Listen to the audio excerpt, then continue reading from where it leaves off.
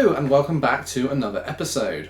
I'm Luke, the Crazy Maker Nerd. So, you might be wondering where my Orktober video has been for the past month. Well, unfortunately, I sustained a bad burn to my foot, and that meant that I couldn't sit at my desk and do the project that I wanted to for Orktober until just now. It's been a long recovery, but now I really can't let the month pass without at least starting my Orktober build and just pushing it through into November. So this episode is going to be part one in a two-part special where I take 3 World War II Royal Air Force planes, 2 Spitfires and a Havilland Mosquito, and give them a radical Orky conversion, turning them into a DakkaJet, a BlastaJet, and a Blitza-Bommer.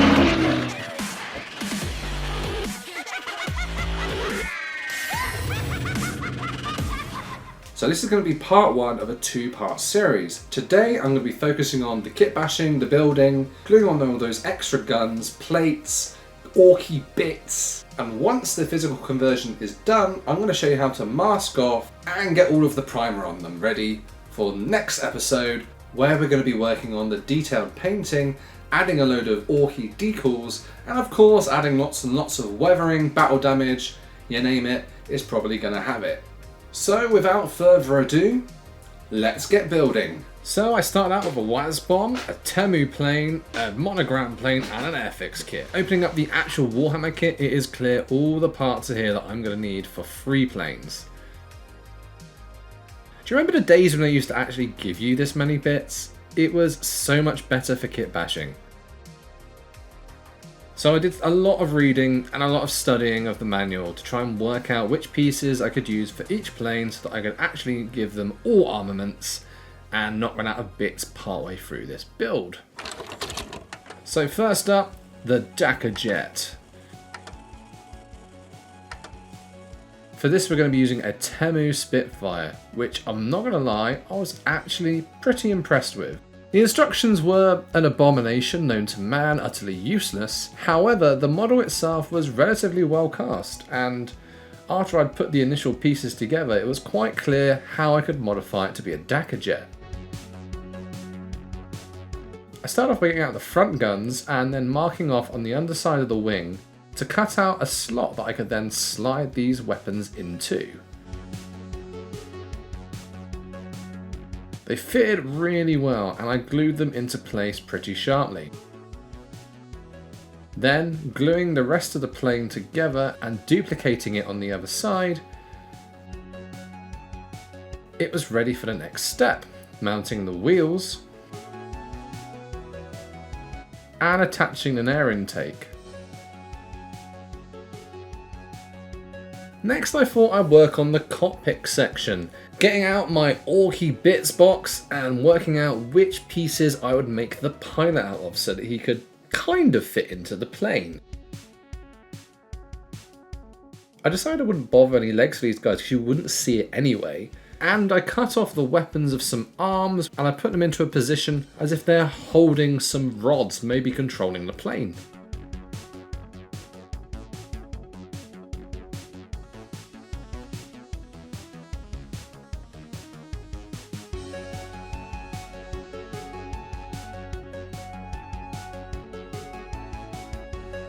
Once I knew it was all going to fit inside the cockpit, I then assembled the cockpit from the outside so I could then pop him in afterwards. And yeah, he fits in there quite nicely. I then finished off basically the normal build of the Spitfire from Temu. And once again, I am actually pretty impressed with this, and because of the details being so sharp and deep on all of the panels, not like a real Spitfire, it actually looks a lot more orky than an Airfix model probably will in the next one.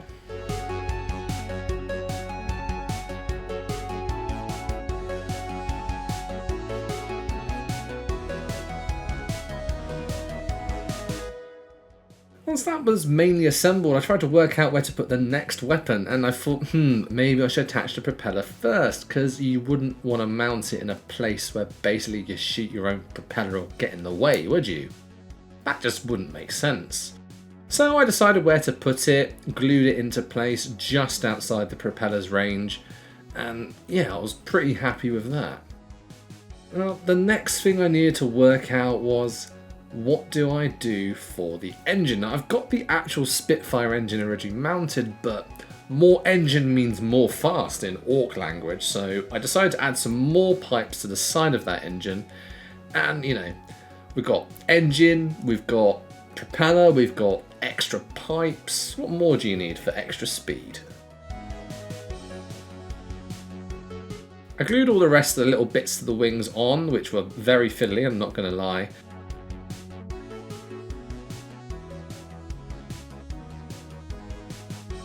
Then I tried to work out how I was going to place him in, what cockpit controls I would have, and I made this out of essentially spare pieces that I wasn't going to use from the Spitfire kit, including some interesting handles that I thought we could use for Orky controls coming out the side of the plane. So when you place him in, he has these big handles that you can press left and right to make the rudders turn. I then decided to cover it in lots of panels. I've got some 3D printed ones that I've done with pre-made bolts, but once that was all attached, I thought, a bit more is needed. So I decided to add some more bits from the original Ork kit, covering them wherever I felt needed, including like this air intake, then kind of blending it in with some styrene panels. And then I just decided to cover everything in a few more styrene panels or odds and sods that I had in my bits box, just to try and make it kind of blend all of the different kits together a little bit more.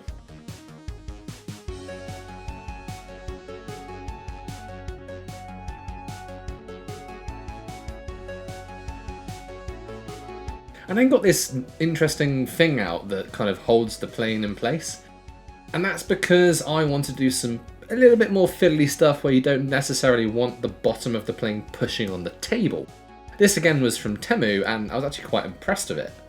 So to add some more bits, I thought, I've actually got a Messerschmitt in the other Spitfire kit. So I got those bits out and then started gluing all odds and sods, different panels that I thought kind of looked a bit more boxy and orky. Because the Messerschmitt was a bit more boxy than the Spitfire, I thought these pieces would kind of blend with the orky look a bit better. And yeah, they really did. They added a little bit extra detail where it was kind of lacking here and there.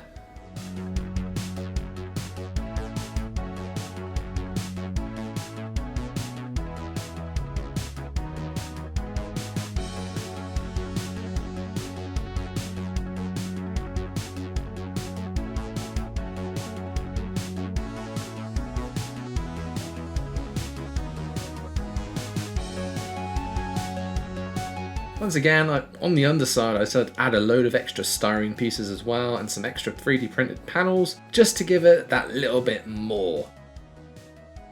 And that's when he was done.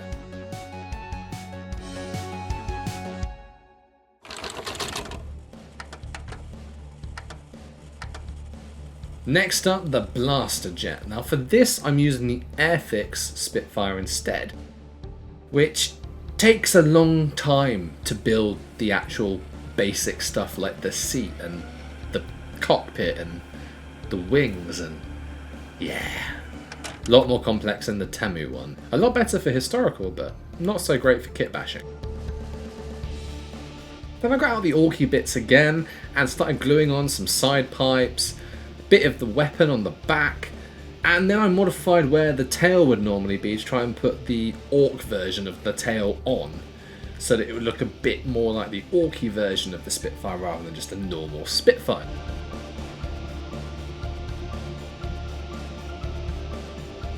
Of course, I glued on all the extra bits, trying to get to that next stage of the main Spitfire build, including the ends of the wings and the wheels.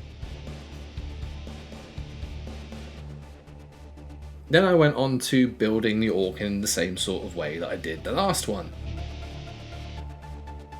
And just kind of built the rest of the plane kind of as the instructions were for the back, the tail, the Orky instructions, and for the front, the Spitfire.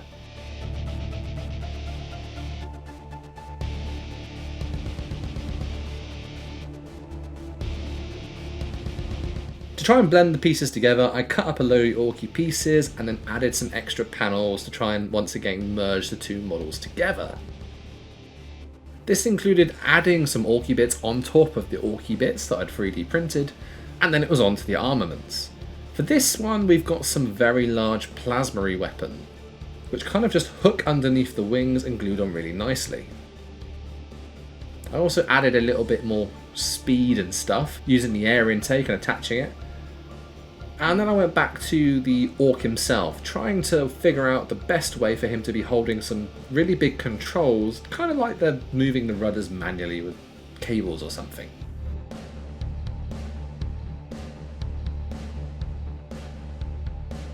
Then I added some extra detail and then decided to maybe make those side pipes a little bit longer.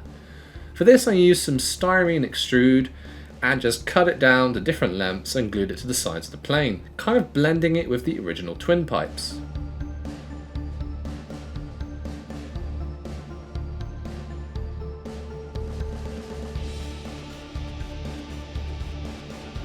Then I just covered the entire thing in different panels of styrene and some corrugated card, which later on would look like corrugated iron.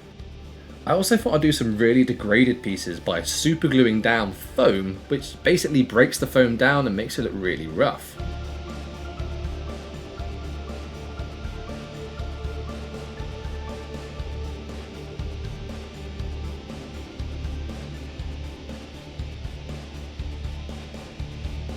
For some of the kit, I decided to cover it in this black styrene, which actually came from one of the miniatures I've done recently.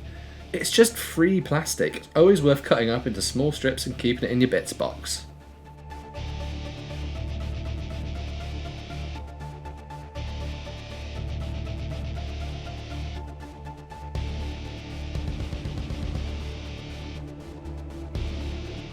Next up I glued on the end guns, which kind of go on the ends of those wings.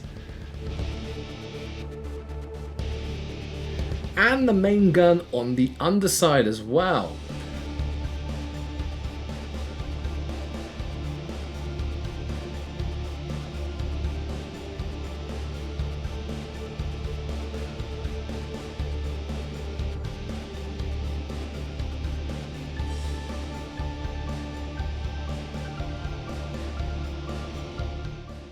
To try and add a little bit more extra detail, I wanted to re-add in some of those shell casings coming out of those guns.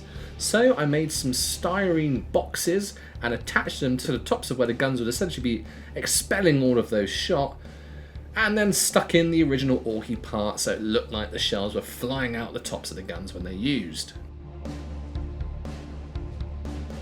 For all the stuff on the back, it still didn't quite merge right, so I then used lots and lots and lots of styrene pieces glued into various locations, flexed around the body, just to try and essentially look like bits have been bashed together so that it can kind of hold that big block onto the back of this plane.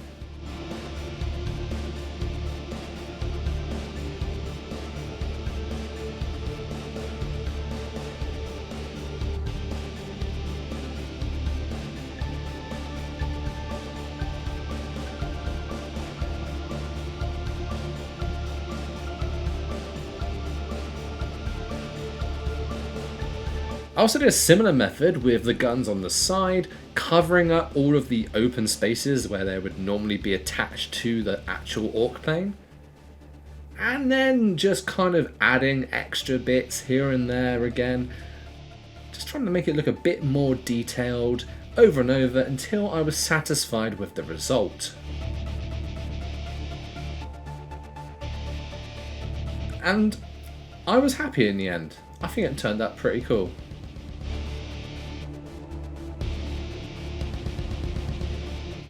Next up, the Havilland Blitza-Bommer. So this is quite an old kit. I think the box was from 1998. And I'm not going to lie, it was a lot simpler than the Airfix kit, but not as easy as the Temu. So I glued it all together first with this kit, and then decided to attach stuff when it reached a certain point, a bit later than the others.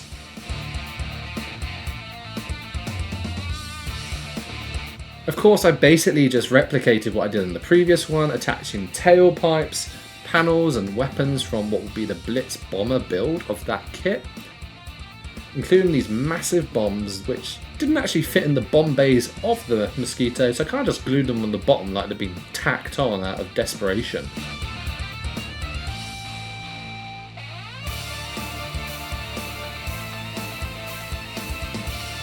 I also added on some extra pieces left over from the Messerschmitt, like the engine inlets, and then added some extra length to the pipes again.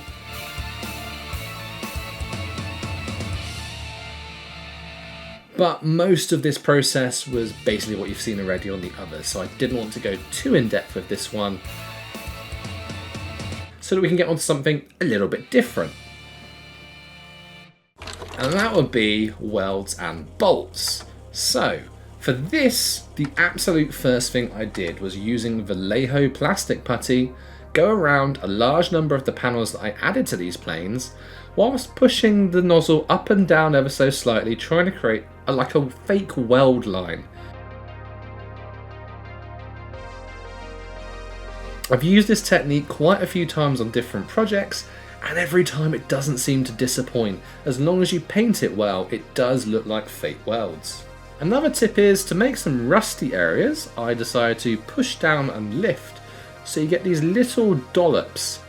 Now this is later on going to be where the bolts go, so I decided to let it dry and cut the tops off with the knife that I essentially didn't need. And then I also added this extra sprue goo mix to try and add a bit more strength to the structural areas of the planes where I wasn't certain the kits necessarily had good adhesion. Also, it doubles as a welding effect with literally plastic welding.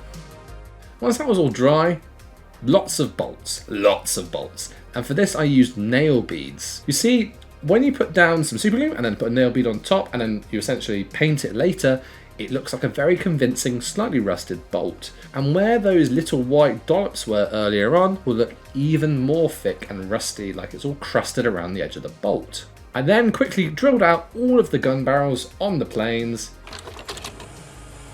gave it a quick spritz with some green, still wasn't right. And then I remembered back to a comment I got on my TikTok channel from someone called Badger, where they recommended that when they do Ork kit bashes, they used bicarbonate of soda and super glue to make it look extra rusty. So I got out the bicarb super glue, just like I did back then, used it on these planes, and yes, that was the thing that was missing. Thank you, Badger. This tip was brilliant, and I'm so happy we can share it with the whole community.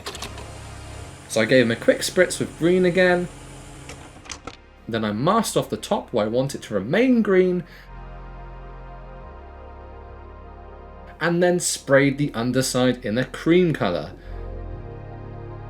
I'm going to try my best to emulate a World War II camouflage pattern for these planes using Warhammer-ish colours. And just like that, the Ork planes are ready for paint and details. What do you think of these Ork kit bashes? Is there any World War II or historical things that you would like to kit bash into the 40k universe?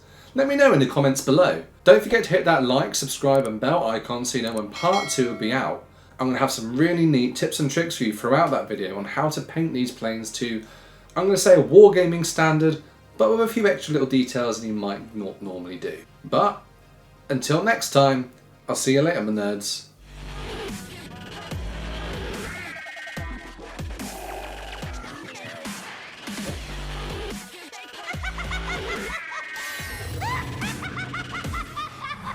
I need to get a haircut after a month of being laid up.